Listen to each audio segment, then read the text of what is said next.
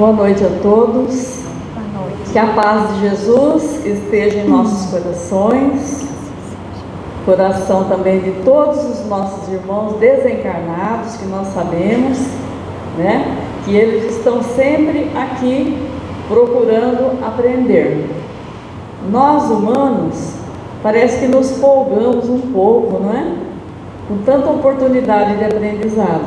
Mas os nossos irmãos que estão desencarnados, eles vêm em caravanas buscar as instruções e o aprendizado, né, Marlene? Nós temos visto isso em todos os nossos encontros de estudo, né? Então nós sabemos, não, Mero, nós estudamos tanto aí, né? Então nós sabemos por informações dos próprios espíritos que eles vêm em caravana buscar conhecimento e aprendizado. Então é uma mera ilusão nós pensarmos que o salão está vazio. Está vazio aos nossos olhos, né? Mas não está vazio, porque eles estão aqui. Aliás, eles estão em toda parte, né? Eles são em número muito maior do que nós, encarnados. É isso, Ângela? É isso. Deixa eu perguntar, vamos falar bobagem, exatamente. Né? Não é isso? É isso. Nós é que vivemos no meio deles, porque eles são um número muito mais elevado que nós, que estamos habitando aqui o planeta. Então nós temos que pensar sempre com muito respeito sobre isso, né? Pedir licença sempre, em todos os lugares, para ter uma convivência harmoniosa com a própria espiritualidade, não é? Não é só ir fazendo aquilo que dá na cabeça da gente, entrar nos lugares sem pedir licença, sem nada.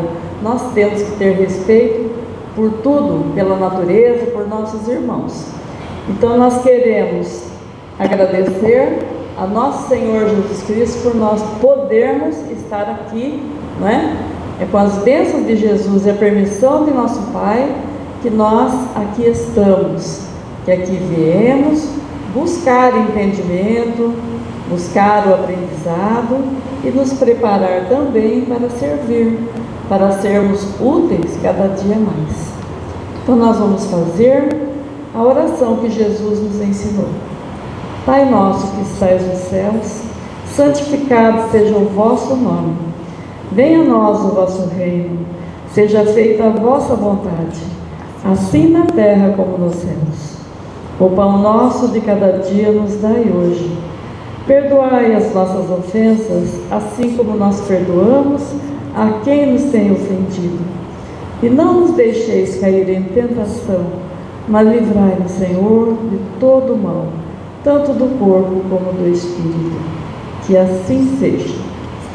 Bem, hoje nós temos a honra de receber a nossa irmã Ângela Guerra.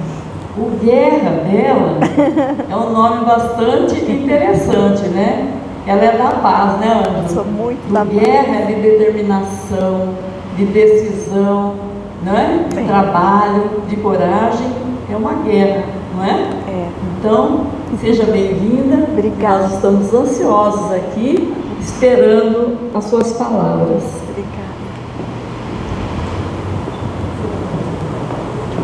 Obrigada.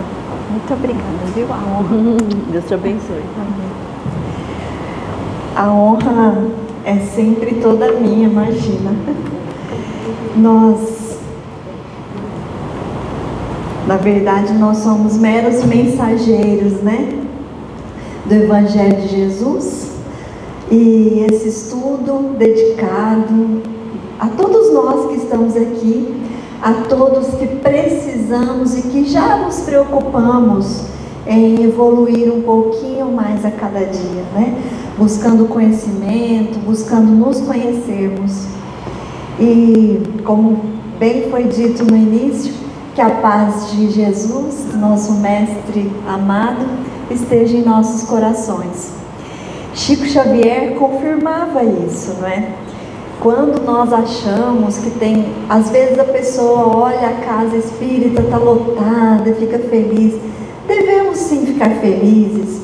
Às vezes tem menos pessoas, e aí nós devemos lembrar que a nossa visão, se não formos médiuns, né? que podem ver além, nós sentimos, né? Porque todos aqueles que precisam da mensagem estão aqui presentes, encarnados ou desencarnados, e também verão em casa hoje ou no momento que for necessário essa mensagem chega. Chico Xavier falava, né? Para um, ou para 100, ou para 1000, o amor e a dedicação, ou para ninguém. Se for o horário e não estiver ninguém na casa, sempre há alguém esperando a mensagem. E nós sempre haveremos de nos lembrar disso.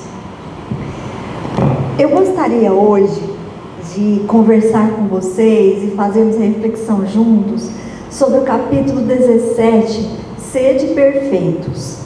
Eu escolhi o item 1 e 2, que fala dos caracteres da perfeição, para nós refletirmos um pouquinho.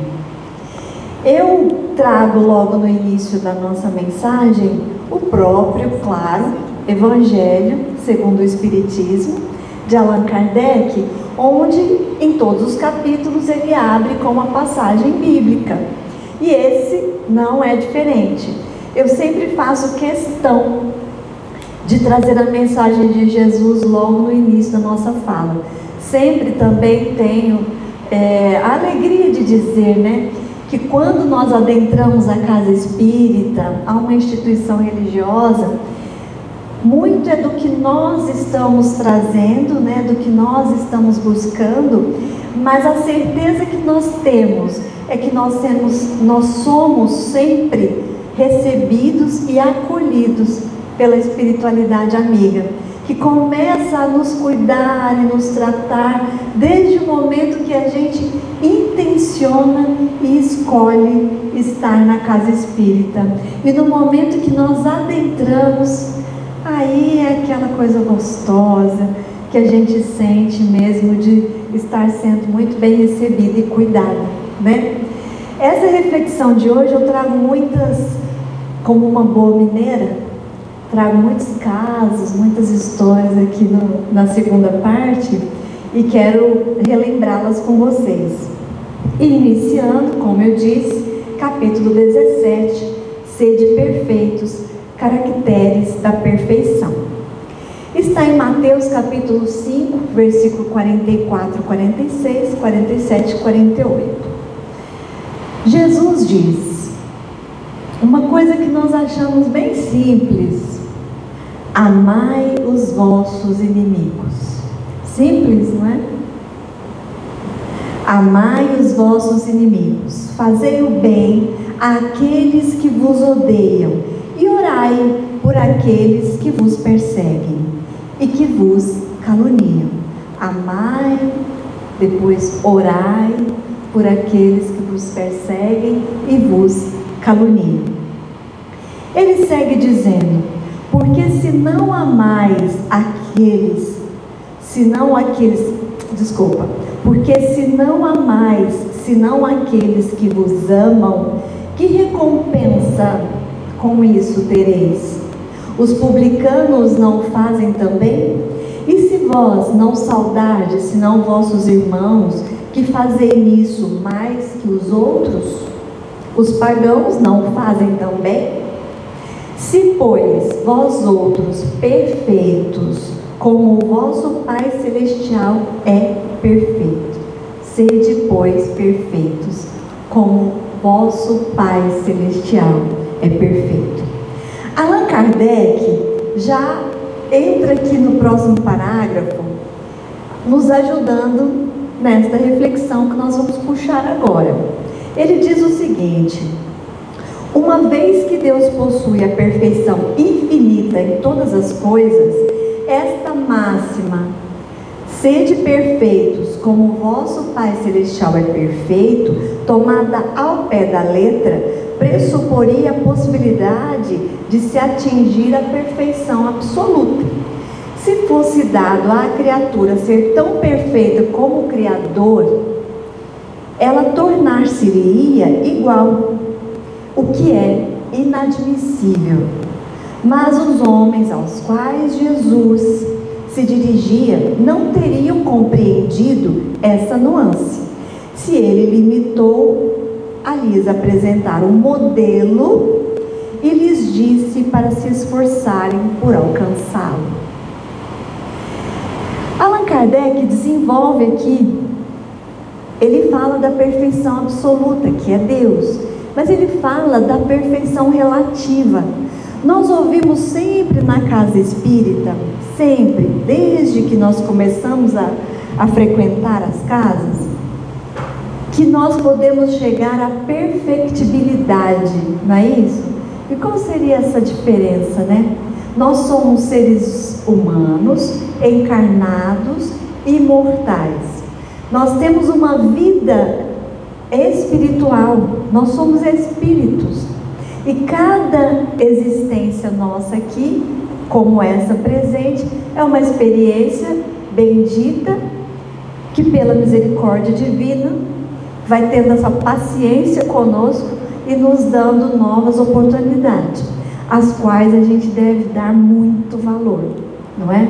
E a cada uma delas, nós temos essa oportunidade de sermos realmente espíritos perfectíveis, ou seja, aqueles com a capacidade de melhorar a cada dia, de chegarmos a uma perfeição relativa, não a de Deus, porque seria, como disse aqui Allan Kardec, inadmissível. Vamos ver o que mais ele fala aqui. Ele nos lembra também, Kardec, ele explica essa fala de Jesus: amar os inimigos, fazer o bem àqueles que nos odeiam, orar por aqueles que nos perseguem. Ele mostra assim a essência da perfeição, que é o quê? Hoje para nós a essência da perfeição é a caridade em sua mais larga acepção, porque ela implica a prática de todas as outras virtudes. Allan Kardec, nesse parágrafo, ele já falou aqui para nós muitas coisas importantes. Ele fala da perfeição relativa, ele fala sobre também amarmos o nosso inimigo e orar por aqueles que nos caluniam. Ele volta e explica isso daí. Há uns 25 anos atrás, eu frequentava uma casa espírita em Monte Alegre de Minas, que se chama, ainda está lá aberta, Centro Espírita Eurípides Barçanufo. E sentava logo na primeira fila a senhorinha que participou dessa casa desde o seu nascimento, Dona Nair, que hoje se encontra desencarnada. Pelo que sabemos, não nasceu de novo ainda, mas... E ela disse uma coisa sobre essa leitura que eu nunca mais esqueci. Ela disse o seguinte: quando nós pensamos em inimigos, nós devemos pensar que aqueles que nós achamos que ainda temos alguma coisa, alguma dificuldade no relacionamento, ou que porventura fomos prejudicados e que guardamos aquela certa mágoa, não conseguimos perdoar, aquelas que nós vemos e falamos: nossa, não bateu, não tem essas histórias? Isso não acontece com a gente? E aí nós devemos olhar para eles e pensar assim: quando eu penso que é meu inimigo, é todo aquele que ainda não é meu amigo. Aquele que ainda não é. Porque a tendência é que será.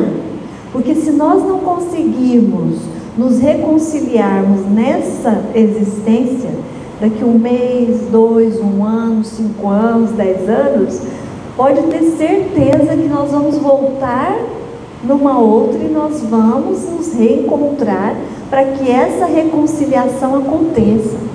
Em a Gênese nós vamos encontrar que Jesus, diante de tudo que ele veio nos ensinar, e a essência que é o amor genuíno, não é?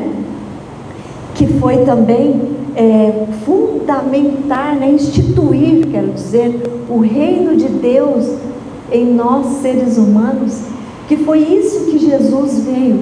Ele veio apresentar para nós o reino de Deus. E aí a gente pensa assim: o reino de Deus está longe, será que eu vou conseguir alcançar?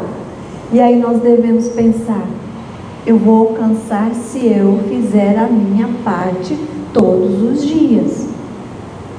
Não vai ser se a minha amiga fizer a parte dela, aí ela vai alcançar, mas eu devo fazer a minha parte. Essa palavra que nós falamos há pouco, da perfectibilidade, é essa habilidade, essa faculdade, essa condição que Deus nos deu a cada um de nós de nos tornarmos melhores. Nós somos os responsáveis pela nossa lapidação espiritual. Nós fomos criados todos iguais. E aí nós somos essa pedra preciosa, criação divina, cada um de nós. Às vezes tentam nos diminuir, e eu costumo dizer, às vezes colocam a gente em determinadas situações, e os seres humanos em geral, como grãozinhos de areia, porque nós somos diante do universo infinito. Mas nós devemos lembrar todos os dias que nós somos um grãozinho de areia muito amado por Deus, porque nós somos seus filhos, nós somos sua criação, nós somos suas criaturas. Então isso nós devemos lembrar. Se estamos passando por situações complicadas, se por uma situação de humilhação, onde nós somos diminuídos, lembremos disso. Não, eu não sou tão pequenininha assim. Eu sou filha de Deus, eu sou filho de Deus, e eu sou muito amado pelo meu Pai. E se eu estou passando por isso hoje, Ele me criou para a perfectibilidade, para a perfeição relativa. Se eu estou passando por isso hoje, é porque alguma lição eu devo aprender. Alguma lição eu devo tirar dessa situação que eu estou vivendo. E por que não nos recolhermos e fazermos como Chico Xavier nos ensinou, como Emmanuel nos ensinava e ensinava a Chico? Recolhe e ora e fala com Deus. E se tiver que chorar, chora. Nós somos humanos, nós somos sensíveis. Se choramos é porque mostramos que nós temos sentimentos e a emoção foi forte. E que nós somos seres humanos, sim, sentimos compaixão, sentimos muitas vezes a emoção da tristeza, a emoção da raiva, a emoção da alegria. Mas aí nós nos recolhemos, falamos com Deus, tentamos entender junto nessa conversa, conectados com o Pai, o que nós devemos fazer, o que nós devemos aprender. E aí a gente enxuga. Não foi isso que Emmanuel disse para Chico? Enxuga as lágrimas, Chico, e continua a trabalhar. Porque é assim que a gente vai fazendo essa lapidação no nosso espírito, não é? Não é, mas eu não deveria estar triste, eu sou espírita.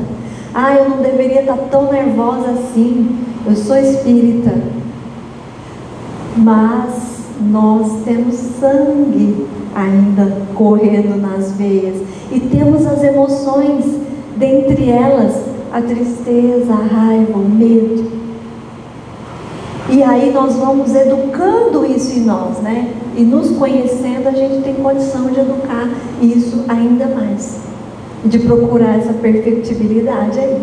Procurar não, seguir passo a passo a caminho dela, não é? Então, aí lembrei Dona Nair que disse: aquele que eu chamo de inimigo hoje é aquele que ainda não é meu amigo, mas será um dia.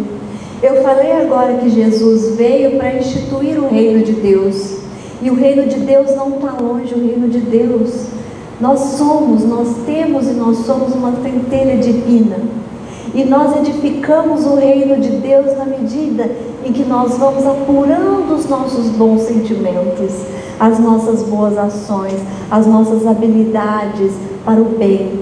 Quando a benevolência, essa virtude, ela já vai ficando mais fácil de ser praticada. Não é aquela colocação, eu vou porque eu entendi que eu tenho que fazer o bem, senão eu não vou conseguir melhorar. Tá bom, para o começo pode começar assim, não tem problema, não é? Pode ir porque você acha que tem que fazer o bem. Porque daqui a pouco, de tanto praticar e sentir bem-estar em fazer o bem, a gente vai chegar a um ponto, se Deus abençoa, né, esse momento, nós vamos fazer naturalmente, sem pensar que estamos fazendo bem, sem buscar reconhecimento, sem buscar nada em troca, sem pensar assim, se eu não fizer o bem, na próxima vida eu quero estar melhor que hoje. Não, é fazer porque me dá prazer fazer, porque isso é gostoso, porque me deixa tranquilo, me dá paz, a paz que nós tanto procuramos fora, nós não vamos achar. Nós vamos achar a paz aqui e aqui. Pergunta 621 do Livro dos Espíritos: onde está escrita a lei de Deus? A lei de Deus está escrita na nossa consciência. E quando eu faço o que é certo, eu sei que eu estou fazendo o que é certo, porque eu sinto paz, porque eu durmo melhor. Quando eu não estou fazendo o que é certo, quando eu prejudiquei alguém, quando eu deixei de ajudar quando eu poderia, quando eu deixei de fazer algo que era para eu ter feito, eu não sinto-me em paz, eu sinto mal-estar. É a nossa consciência, né, que Torres Pastorino fala em Minutos de Sabedoria, que Deus nos fala através das circunstâncias, né, e da nossa consciência. Então, é Deus falando conosco. Um dia, Pedro estava triste, e aí Jesus chegou e falou: Pedro, você está triste, né? E ele falou: mestre, eu tenho pedido algo para Deus e Ele não está me escutando. E aí ele disse para Pedro: mas o que você está pedindo para Deus é importante para você? Aí ele falou: mestre, é importante para mim, então não vai prejudicar ninguém, não é? Então ele já fez ele começando essa reflexão. Se você está pedindo para Deus e é importante para você, então Deus está te ouvindo sim. Você que tem que acalmar-se e ouvir o que Deus tem a dizer a você, porque muitas vezes nós pedimos coisas que vai nos prejudicar na nossa caminhada, ao passo que nós devemos pedir entendimento, serenidade, entendimento para entender essas lições, porque muitas das coisas que passamos não existe acaso, é porque nós precisamos passar por aquilo, nós precisamos estar com essas pessoas, nós precisávamos ter nascido nesta família. Aí a gente pensa assim: na minha família tem muitas, eu não vou falar desafetos, mas muitos desafios.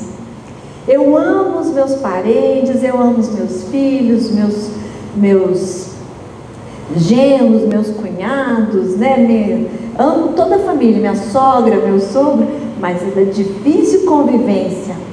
E às vezes os próprios filhos. Mas às vezes nós é que somos o desafio deles, né? E a gente não pensa isso. A gente pensa sempre que o outro é difícil de lidar, mas a gente não pensa que às vezes para aquele outro, nós é que somos difíceis, cabeça dura, incompreensivos, desrespeitosos muitas vezes. Esquecemos que cada um de nós está num nível de evolução diferente, com número de existências pretéritas talvez diferente, com experiências diferentes. Então nós devemos nos lembrar todos os dias que nós aprendemos uns com os outros. E teve mais alguma coisa que Jesus veio nos ensinar, não é? Além do amor genuíno, que é a consequência do que eu vou falar agora. Ele pregou o tempo todo e praticou o tempo todo a fraternidade e ensinou para nós a solidariedade. O tempo todo Jesus nos lembrou: nós somos todos irmãos. Deus, ele falava meu Pai, né? E ele falava nosso Pai. E tratava a todos que chegavam perto dele com a mesma atenção, com a mesma compreensão, com a mesma paciência, com o mesmo olhar generoso e compassivo. Todas as pessoas. E lembra que quando ele foi jantar na casa do publicano, chegou os fariseus e os saduceus e falou para os discípulos: seu mestre senta para comer com pecadores, com mulheres de má vida, com cobradores de impostos, que era considerado isso? Não podia, né? Os judeus não podiam sentar com essas pessoas. E aí nós vamos aprender que todos somos iguais, que os sãos não precisam de médico, e Jesus, que foi o médico dos médicos, esteve com todas as pessoas com quem ele conviveu, e aprendeu e ensinou a todos os seus discípulos e todos que o seguiram, que nós somos todos irmãos, e que devemos aprender a olhar nos olhos de todos nós, se sabemos o nome, se não sabemos, se sabemos onde mora, se não sabemos, não importa, nós somos todos irmãos. Sabe aquelas situações que a gente está chegando numa clínica, no hospital, onde tem gente indo e vindo, né? Quando a gente vai tendo esse olhar, você não passa a abençoar só aquele seu parente que está entrando para uma consulta, pedir que Deus abençoe, né?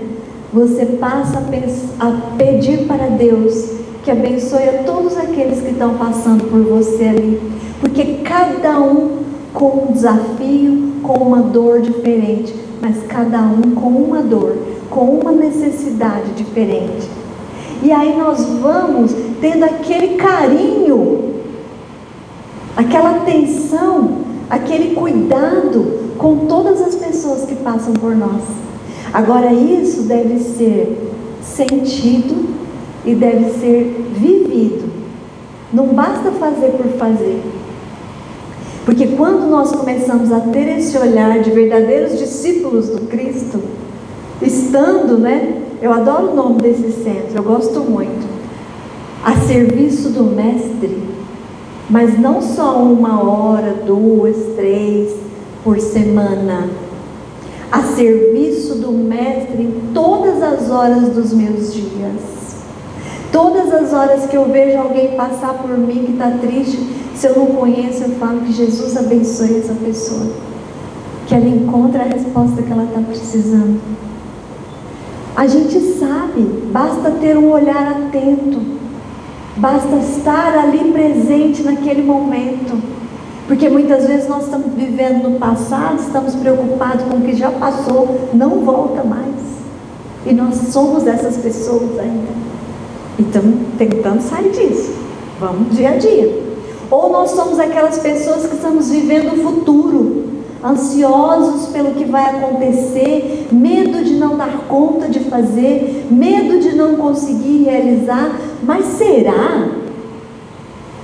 Nós temos que ser as pessoas que vivemos no hoje, que olhamos nos olhos dos nossos irmãos. Eu costumo dizer, até em outra palestra minha, que quando nós não olhamos nos olhos das pessoas, nós não vimos as pessoas, nós não vimos esse irmão. E se alguém me perguntar assim, se eu não olhar, se ela falar alguma coisa comigo, eu não estiver olhando nos olhos, eu não estou presente. E daqui 10 minutos alguém me pergunta o que a senhora me disse, eu vou falar, nossa, eu lembro uma parte, não lembro mais, porque eu não estava ali, eu não estava presente, com o espírito presente, estava vivendo uma outra coisa, lembrando. E aí a gente deixa de viver plenamente. A gente tem uma confusão. Eu tenho uma palestra que fala só do viver em plenitude. A gente acha que viver em plenitude é viver feliz. Pode ser também. Mas viver em plenitude é viver o presente e fazer o melhor que nós podemos para que nós possamos sentir paz e consciência tranquila ao final daquele dia. Como é que eu tratei as pessoas? Fiz alguma coisa de que eu me envergonho? Fiz alguma coisa que eu posso corrigir já amanhã? A pergunta 919, também do Livro dos Espíritos, né, tão famosa, porque traz uma pergunta. A pergunta é a seguinte: qual o meio prático e mais eficaz de melhorar nessa vida e resistir aos arrastamentos do mal? Qual a maneira, qual o modo, como é que eu devo fazer para melhorar nessa vida? Qual a maneira eficaz para eu fazer isso? A espiritualidade respondeu: um sábio da antiguidade já vos disse, conhece-te a ti mesmo. E aí Kardec ainda faz aquela famosa segunda pergunta, né? Mas como, então? E aí Santo Agostinho dá aquela contribuição que a gente não esquece, né? Examinai-vos a nossa consciência, como eu fazia quando eu estava aí. Todas as noites, quando eu deitava, eu perguntava para mim mesma: tem alguma coisa que eu poderia ter feito diferente? Tem alguma... Ele fala em outras palavras, né? Eu estou lembrando aqui. Tem alguma coisa que eu me envergonho? Tem alguma coisa que eu poderia ter feito e não fiz? Vamos pensar. Então, da pergunta, Kardec também nos falou do modelo, né? Do modelo perfeito que passou sobre a Terra. Na pergunta também, de número 625, qual o tipo mais perfeito que Deus tem oferecido ao homem para lhe servir de guia e modelo? Aí a resposta é, né? Vede Jesus. Que tudo isso que eu gostaria de lembrar sobre Jesus, que nos ensinou a verdadeira fraternidade, a solidariedade, o amor genuíno, aquele mestre, aquele chamado, né, à época, o rei, né, o rei dos judeus, até foi chamado pelos romanos, mas aquele rei que se despediu daqui, daquele momento da carne, com coroa de espinhos na cabeça, carregando uma cruz, levando chibatadas. Tinha uma propaganda, que agora não vou me lembrar mais a ocasião, mas que levava as pessoas num lugar, né, numa salinha, e chegando lá tinha o mestre, desse jeito que eu lembrei agora, com a coroa, com sangue no rosto. Como não se emocionar de pensar que o ser mais perfeito, o ser que nos ensinou a amar, o verdadeiro amor, que Santo Agostinho também diz, ele nos amou primeiro para que tivéssemos amor com que amar.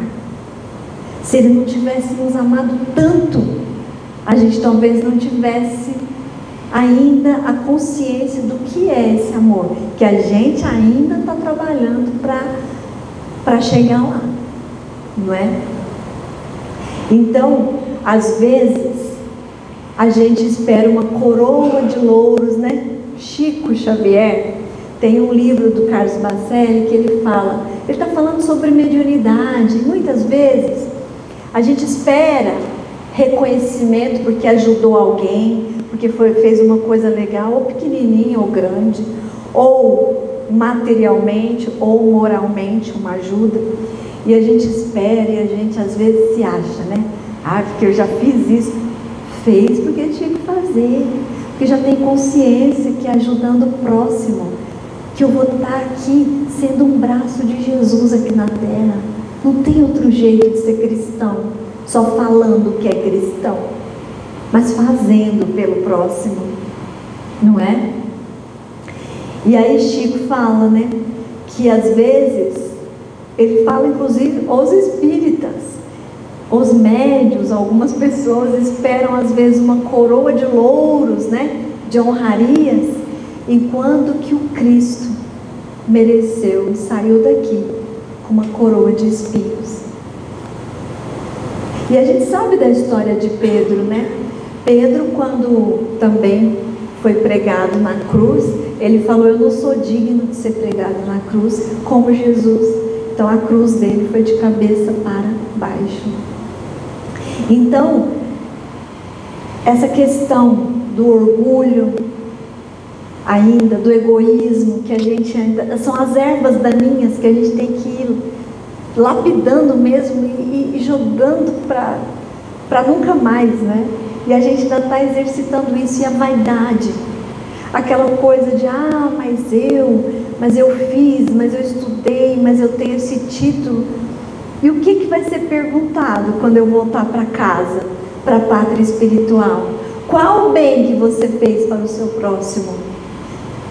Tem um livro que também é o Viver em Plenitude, que fala: não vai ser perguntado os seus títulos, não vai ser perguntado quanto você construiu de prédio, não vai ser perguntado quanto você tem na sua conta, vai ser perguntado quanto você fez para o seu próximo, em que você foi útil. Então, todos os dias que nós nos perguntemos: eu fui útil hoje?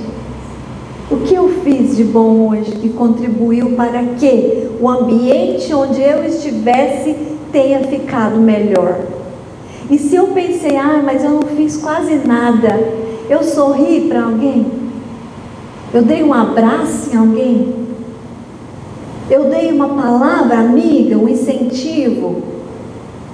Também está provado pela ciência que se eu passar por alguém sorrindo e disser bom dia, e a pessoa está assim: bom dia para quê, né? Bom dia por quê? E não sorriu e passa, daqui a pouco ele vai sorrir e não vai entender por que ele está sorrindo, porque ele está motivado por aquela pessoa que sorriu. Então, que a gente não desista de ser essa pessoa otimista, positiva, consciente de que nós devemos ser úteis todos os dias. Sede perfeitos é o capítulo que estamos estudando. Continuando aqui, na pergunta 919, Kardec falou o seguinte: por que... vou ter que usar o óculos, não tem jeito. Por que sinais se pode reconhecer no homem o progresso real que de elevar o seu espírito na hierarquia espírita? Como a gente pode reconhecer esse homem que está evoluindo? Como a gente pode reconhecer o progresso real desse homem, dos homens em geral? Os espíritos respondem: o espírito prova sua elevação quando todos os atos da vida corporal são a prática da lei de Deus, e quando compreende por antecipação a vida espiritual. Então, quando nós nos lembramos que nós somos espíritos, nós não vamos findar aqui. Nós não temos só essa vida, nós estamos em processo, né? Nós estamos em construção divina. E quando nós, em todos os nossos atos, nós estivermos agindo conforme a lei de Deus. E a gente ainda tem falhas, porque senão nós não estaremos aqui mais. E que bom que nós estamos procurando os ambientes que elevam e que alimentam o nosso espírito, que isso também é muito importante. Às vezes alguém fala assim: mas você está indo ver palestra de novo? Mas você vai no centro de novo? Vai só na hora do passe, não tem um dia que é só o passe. Mas nós estamos sendo alimentados quando nós falamos sobre o Evangelho de Jesus. A nossa alma, nosso espírito agradece. Nosso espírito, ele fala: hoje é como se ele dissesse: hoje foi melhor que ontem, porque hoje eu senti a presença de Jesus, o nosso mestre, que nos acalma, que nos ensina a ter calma, que nos ensina que a calma, que a fé já é uma felicidade relativa que a gente pode ter aqui na terra. Então, estar na presença, escolher vir, escolher estar, aquela 1 hora, né? Aquela 1h30 ali, sendo banhado, né? Por essa energia, é a melhor coisa que a gente pode fazer. Aí, às vezes, a gente deixa de frequentar o lugar 1 mês, 2 meses, fala, nossa, não sei o que aconteceu, minha vida está meio, tá meio que desenfreada as coisas. Já ouviram isso ou só eu que ouvi? Ou já sentiram isso ou só eu que senti? Então é um exercício, tudo é um exercício. E a gente alimenta nosso corpo físico todo dia. Se a gente não alimentar, amanhã vai estar numa fraqueza, não vai? Vai ficar doente. E aí nós buscamos o Evangelho de Jesus para alimentar nosso espírito. Bom, quem conheceu aqui, ouviu falar, Jerônimo Mendonça? Jerônimo Mendonça, conhecido como Gigante Deitado, né? Meu vizinho. Eu na cidade de Monte Alegre de Minas, ele em Tuiutaba, dá mais ou menos 50 quilômetros.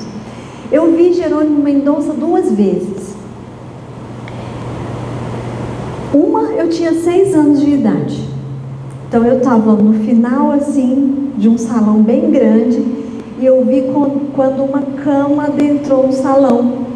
Porque ele, até os seus mais ou menos 16, 18 anos, ele era aquele jovem saudável, que fazia tudo, que adorava cinema. Uma vez foi ao cinema e viu o filme O Vento Levou, que tinha umas 3 horas, ele viu de pé. E aí quando terminou, ele teve a sensação de estar petrificado, assim. Ele não conseguia se mexer. E foi indo, isso foi se agravando. Por causa da sua, se não me engano, a sua avó, ele começou a frequentar o espiritismo e se tornou espírita. E passado o tempo, com a doença que ele teve, ele passou a movimentar só daqui para cima, daqui para baixo ele não se movimentava. E ele viveu durante toda a sua vida, né? Depois dos 18 anos, se não me engano, ele desencarnou aos 50 e poucos anos. Ele viveu nessa cama. E ele nunca parou de pregar a doutrina espírita e o Evangelho de Jesus. Conhecido por todos, viajava numa perua Kombi, que foi a 2ª vez que eu o vi, quando eu já tinha mais ou menos 16 anos, mas e também 1 ano mais ou menos antes dele desencarnar. E ele já ainda viajava fazendo palestras. Uma vez, talvez você já conheça essa história também, né? Que ele não deixava de frequentar os lugares porque ele estava na cama. Porque ele queria estar presente. Ou na casa espírita, ou num jogo de futebol, ou no cinema, ou no show do Roberto Carlos. Ele era muito amigo de Roberto. E conta-se que ele falava para o Roberto Carlos, né? Você é aplaudido no show, mas quem sai carregado sou eu. E tem aquela história da moça também, que onde ela ia, que é mais uma prova de que ele estava em todos os lugares. Onde ela chegou no cinema atrasado, tropeçou na cama dele e falou, esse aleijado está em toda parte, gente. Eu vou no campo, ele está lá. Eu vou no cinema, ele está aqui. Eu vou em tal lugar, ele está. Aí ele fala para ela, você também, né, não para em casa? Então assim, e daí ela tinha raiva dele, mas aí eles se tornaram amigos depois dessa piada. Vejam que nós estamos estudando sede perfeitas, né? Caracteres da perfeição. E por muito menos nós deixamos de fazer as nossas atividades. Por muito menos nós dizemos que estamos cansados. Ah não, eu desisto de pregar o Evangelho. Eu desisto porque a pessoa fez isso comigo, porque aconteceu aquilo. E aí nós vamos lembrar aqui Karl Schutter, que falava que o melindre, ele é nada mais, nada menos do que ainda o orgulho ferido. Então devemos ter cuidado com isso também. E voltando no nosso exemplo aqui, Jerônimo Mendonça, vejam o exemplo que esse homem deixou para nós. Será que ele deixou qualquer legado? Não. Ele ensinou isso para nós, mexendo daqui para cima, dependendo para fazer tudo. E é o que eu digo sempre, nós levantamos hoje de manhã, estamos respirando sem aparelho, conseguimos abrir a janela do nosso quarto, e mesmo quem não conseguiu, tinha alguém que abrisse, não é? Então nós somos muito abençoados, e nós devemos agradecer muito por tudo isso. E mesmo que não estejamos às vezes com a saúde 100%, mas temos os recursos para cuidar da saúde, conhecemos pessoas que nos encaminham, que nos ajudam, então devemos agradecer. E quanto mais nós agradecemos, mais graça nós recebemos. E aí, por último, eu quero lembrar só a nossa escritora agora da atualidade, né? A Rosiana Murray, 74 anos. Quem ouviu contar a história dela? Que aconteceu agora no mês de abril desse ano. Ela saiu de manhã, ela mora em Saquarema, no Rio de Janeiro, e ela foi atacada por 3 pitbulls na saída de casa, e ela nem viu mais nada, né? Foi socorrida, teve que ir de helicóptero para um hospital em São Gonçalo, se não me engano.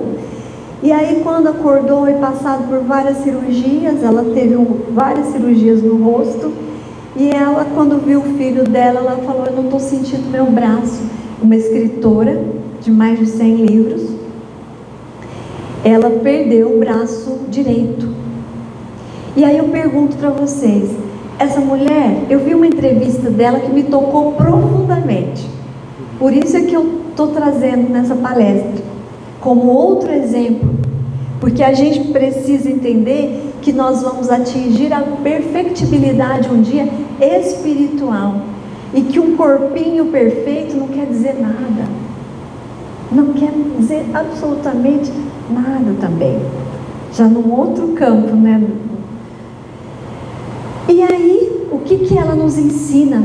Ela disse para o filho dela: não estou sentindo o meu braço. Ele fala: é, mãe, realmente.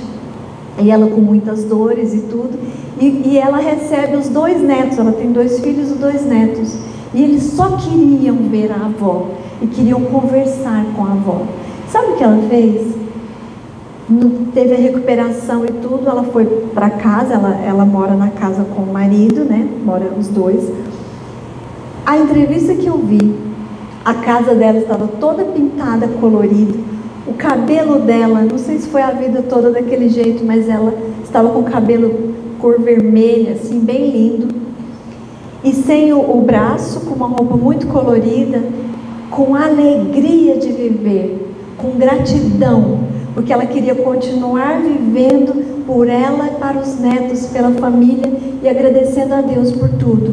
E aí ela escreveu um livro que se chama O Braço Mágico, aquele braço que ela não tem mais, mas que ela sente, e que ela fala que ele vai ser um braço azul, e que ele vai atingir lugares além mar, que o braço dela não conseguia alcançar.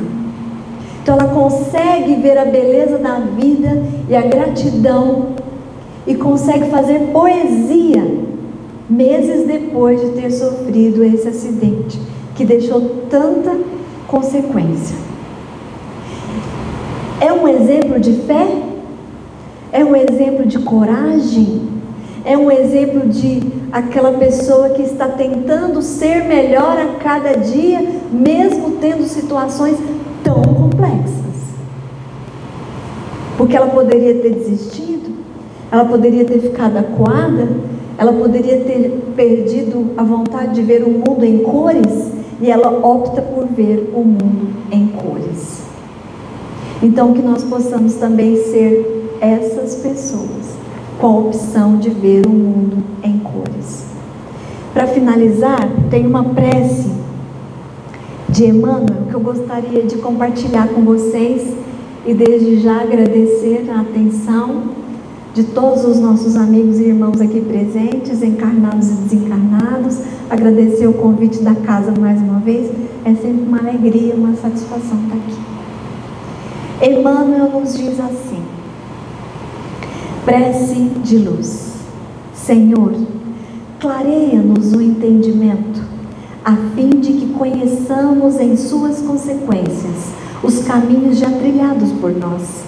Entretanto, faze-nos essa concessão mais particularmente para descobrirmos sem enganos as estradas mais retas que nos conduzem à integração com os teus propósitos.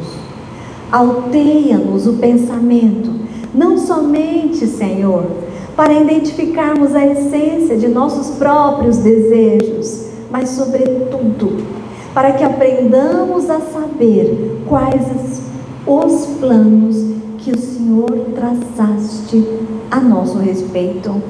Ilumina-nos a memória, não só de modo a recordarmos com segurança as lições de ontem, e sim, mais especialmente, a fim de que nos detenhamos no dia de hoje, aproveitando-lhe as bênçãos em trabalho e renovação. Auxilia-nos a reconhecer as nossas disponibilidades, todavia, concede-nos semelhante amparo, a fim de que saibamos realizar com ele o melhor ao nosso alcance. Senhor, inspira-nos, ensinando-nos a valorizar os amigos que nos enviaste. No entanto, mais notadamente, ajuda-nos a aceitá-los como são, sem exigir-lhes espetáculos de grandeza ou impostos de reconhecimento.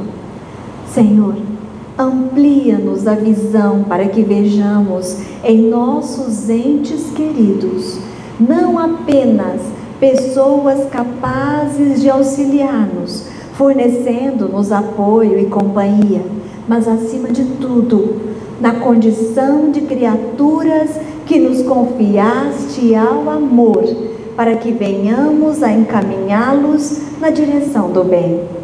Ensina-nos a encontrar a paz na luta construtiva, o repouso no trabalho edificante, o socorro na dificuldade e o bem nos supostos males da vida. Senhor, abençoa-nos e estende-nos as mãos compassivas em tua infinita bondade, para que possamos perceber em espírito, na realidade, nossas tarefas e experiências de cada dia, hoje e sempre. E que Jesus nos abençoe.